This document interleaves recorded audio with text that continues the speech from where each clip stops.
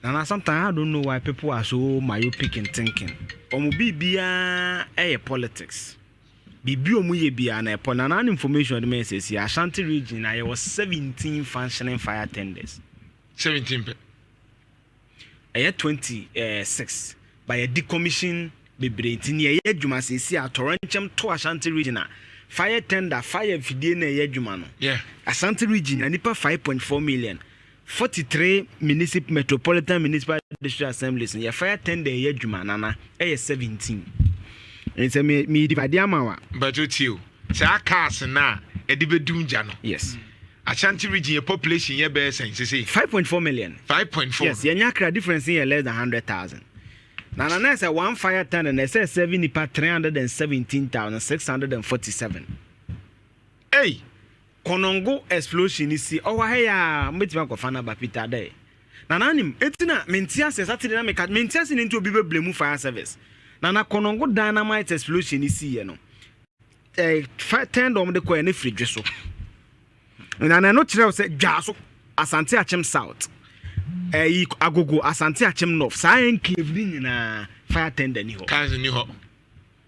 As they say, you need to gaswa. I did some fire tender na we jeso and sanako. Now Jeff, if we be 10 table ladder.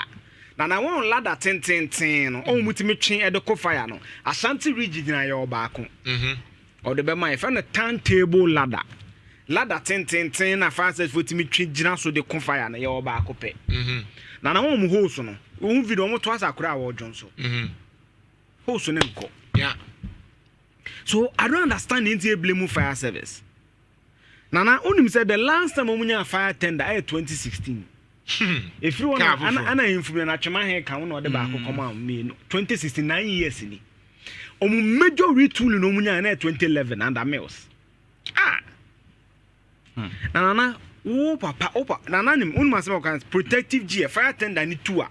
Fire officer bi also so onya atalie bi set se gie na ye hye mo is engineering for fitter for them obi eni bi nana wako ba bi e phone nana ntia woni set for yemfa phone battery ntu gya mu no ebetimi yakun chemical some de phone no ebeti cobalt ne ade ebetimi yakun na fire officer ni ginam no smart kro ni bi na won hua sa ade ne di kugya no oba no asa to woba ne sa wa amantam na hydrant na ba bia so ode ne hose no kosom ade twinsuo no KMFo any MMD say na ton dia man for the containers 60 so but over Facebook any budget 10 table ladder no na Ashanti region na ye de ba akopɛ ladder kakraka we region we nyina de ba akopɛ sadi we yes na nanim kejeti adum na so de fire ten e free man ponten ene kyɛdeɛ Empabwa na ehio nana empabwa ehye ne ye twen fire ten de free man ponten ne twɛdeɛ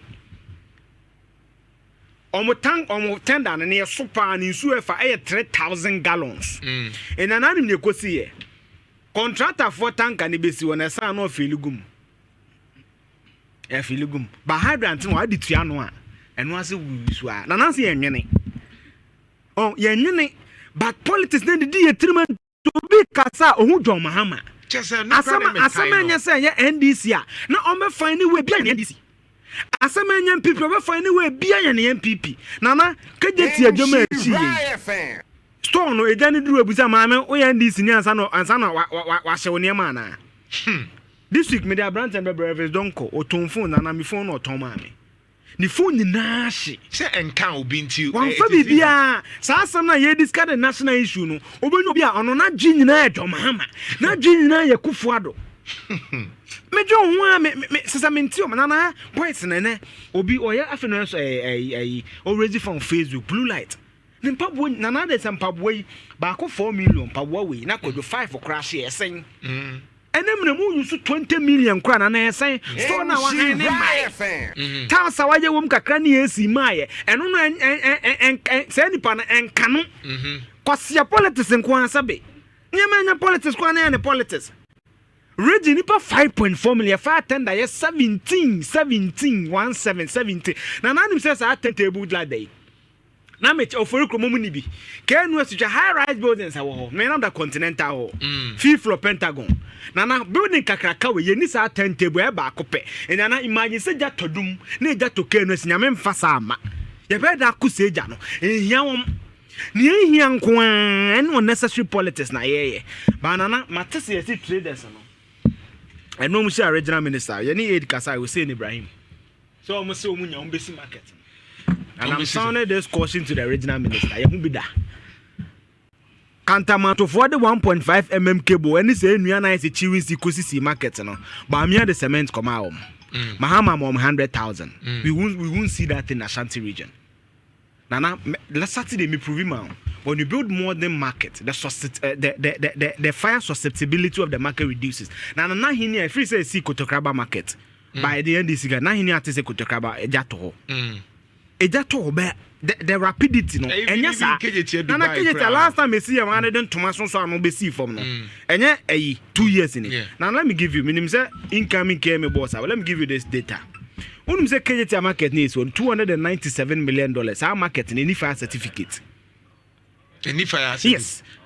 Kejeta market needs one. The KMA income wa me boa bet back asem because I'm speaking by the position of the fire service. Baby a say and betty day yenye. Nananim say market ni fire certificate I cannot insure the market because the fire certificate is a prerequisite for insurance. As a wuko car insurance, a prerequisite is your roadworthy certificate. The car must be in a good condition for you to insure the car. KJT market anana you the almost $300 million. And acquire market no. Market ni fire certificate. Market ni insurance. In fact, Holland Insurance wanted to insure the market. They couldn't. I have all the documents. They couldn't because the market doesn't have fire certification. And no any panel. The Mahama bo Muhammad into a tano. The Mahama na ajan to Bakufo into a tano. That is how myopic people are. How do you expect a fire service to function? Now if I care me now I'm fire attendant and I want to decommissioned. Yeah, Papa. Saturday na Juma. I'm just coming from Love from the fire officer is here. And Juma. The two fire attendants that relied on me they watched up at any KNUST. Ofori is on that one of our biggest concerns. Imagine some of the BBS Ofori. And this is a university campus with almost 80,000 students. The last time they received a major was 2016. I don't know concerning as a people. Needless politics. Nana, traders, before I leave you, they shouldn't be allowed to build the market. The KMA must do their structural assessment. I said, "Nana, no bet my renovation kakre manenye. See, bebu ni nyina egu ayembu because my catch was say KJT market jato krana. Nana, and another thing they must do is the zoning. Na satina me catch ye. Yeah, sorry, yes, Benjamin Bre. Benjamin Bre for no mutimi hu say na medwosu ni. Ento medwosu ni. So Nana, when there's fire, it is easy to go. Unim say nyama na share. You know how fast tomato will bend. You know how fast cloth will bend. But Nana ko new KJT market na ya no. Ko he no ma ye no. Why can't you zone our market? Everything is properly planned. And we can't do it when we always put politics at the head of the discussion. So at the next time, because Nanejana is saying, and who and this and who people need. I'm on for your mushroom. Eugene, Nhyira 104.5. It's interesting.